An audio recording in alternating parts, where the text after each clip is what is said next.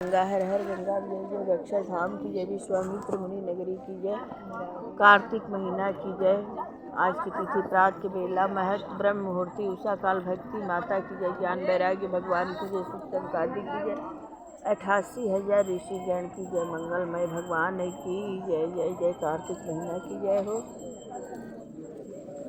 श्री कृष्ण गोविंद हरे मुरारी हे नाथ नारायण वासुदेव। श्री कृष्ण गोविंद हरे मुरारी नाथ नारायण वासुदेव। श्री कृष्ण गोविंद हरे मुरारी हे नाथ नारायण वासुदेव। श्री कृष्ण गोविंद हरे मुरारी हे नाथ नारायण वासुदेव। श्री कृष्ण गोविंद हरे मुरारी हे नाथ नारायण वासुदेव। देवगणों के ऐसे वचन सुनकर धर्मदत्त ने कहा, सब मनुष्य भगवान विष्णु की प्रशंसा के लिए विधिवत आराधना, यज्ञ, दान, व्रत, तीर्थ तथा तप आदि करते हैं, किंतु ऐसा कोई सरल उपाय बताओ जिसके करने से इन सब का फल प्राप्त हो। तब गणों ने कहा, हे द्विज श्रेष्ठ, आपका प्रश्न बड़ा श्रेष्ठ है। हम आपको भगवान विष्णु को शीघ्र प्रसन्न करने का उपाय बताते हैं। हम इतिहास सहित प्राचीन वृत्तांत सुनाते हैं, सावधानी से सुनो।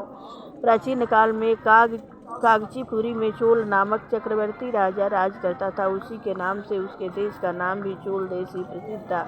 राजा चोल के राज्य में कोई भी प्राणी दरिद्र, दुखी, पापी व रोगी नहीं था। यह सब राजा के यज्ञ करने का प्रभाव था। ताम्रपर्णी नदी के दोनों किनारों पर सोने के यज्ञ स्तंभ सुशोभित थे। हे द्विजवर, एक दिन वह राजा भगवान विष्णु के पास गया। भगवान उस समय से शैया पर योग निद्रा बस सो रहे थे। राजा ने उसकी मणियों, मोतियों और स्वर्ण के दिव्य फलों फूलों द्वारा पूजा की। वह साष्टांग प्रणाम करके भगवान के चरणों के पास ही बैठ गया। थोड़ी देर के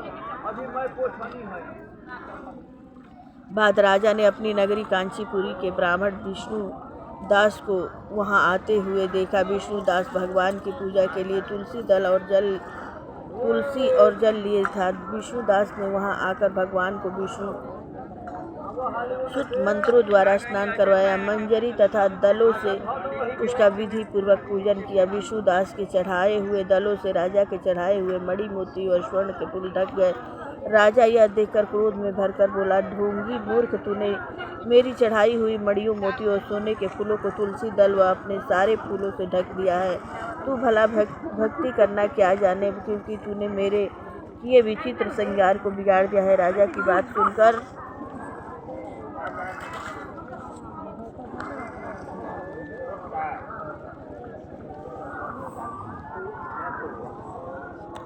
विष्णु दास को भी क्रोध चढ़ाया और वह राजा के गौरव को तुच्छ समझकर कहने लगा, राजन, तुम भक्ति करना नहीं जानते, तुमको अपने धन का घमंड है। बताओ, आज से पहले तुमने भगवान के कितने व्रत किए हैं? देवगण ने कहा।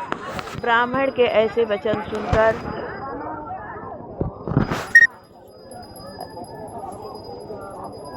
राजा ने घमंड से हंसकर कहा, हे विप्र, भगवान की भक्ति के अभिमान से यदि तू ऐसी बात कह रहा है तो मैं पूछता हूँ कि तेरे जैसे भिखमंगे ब्राह्मण में भगवान की भक्ति ही कितनी है, क्योंकि तुमने आज तक भगवान की प्रशंसा के लिए कुछ भी नहीं किया, न तो कोई मंदिर ही बनवाया है। तुम भला इस प्रकार की भक्ति का जैसी कि तुम कर रहे हो क्या गर्व कर सकते हो? यहाँ जितने भी ब्राह्मण बैठे हैं, मेरी बात को ध्यानपूर्वक सुनो और देखो कि भगवान विष्णु के दर्शन मुझे होते हैं या कि उसे उसके बाद दोनों की भक्ति के संबंध में आप लोग जान लेंगे। देवगणों ने कहा कि ऐसा कहकर राजा अपने महल में चला गया और वहां जाकर उसने अपने पुरोहित मृदुगल को आचार्य बनाकर विष्णु यज्ञ आरंभ किया। उसने उस यज्ञ में अनेक ऋषि महर्षि को बुलाया, उनको बहुत सा अनाज और नगदी आदि दक्षिणा दी। उधर विष्णुदास भी अपने मंदिर में ही रहकर भगवान की प्रशंसा के लिए व्रत करने लगा। उसने माघ तथा कार्तिक मास के व्रत किए, तुलसी के वन का और एकादशी को भगवान विष्णु के 12 अक्षर मंत्र का जाप किया। वह भगवान को प्रसन्न करने के लिए गीत गाता रहा, वह नित्य करता रहा, नित्य प्रति व्रत करता था।